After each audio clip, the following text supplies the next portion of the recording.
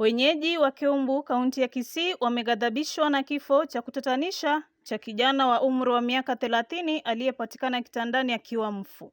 Kulingana na wenyeji, kijana huyo alilala asiamke, kilichowalazimisha kung'oa paa la nyumba yake na kumpata akiwa ameaga.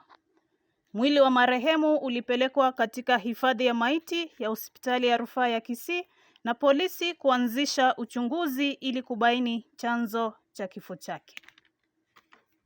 Twanyora tari kuigu nari tweta gesona gweta tukunya guite mebisi yose na twanyora taigwiti tiari twamanya gutagora kuruguru karo twatagora kuruguru twasoimi twanyora linda asiriti ubugima bwayo oyo ngotumiale wines and spirits eyera tokenga nebege nteke mokiabo sibiri birabenga yakosi okukwaye ebinte bibyakire bikorokwa amarwa begugicuba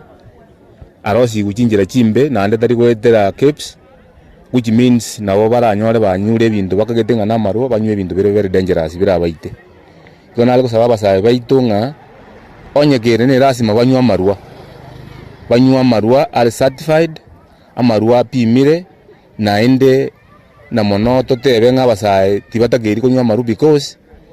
they have a long way to go, they have a future iyarenge buya basoye kanisa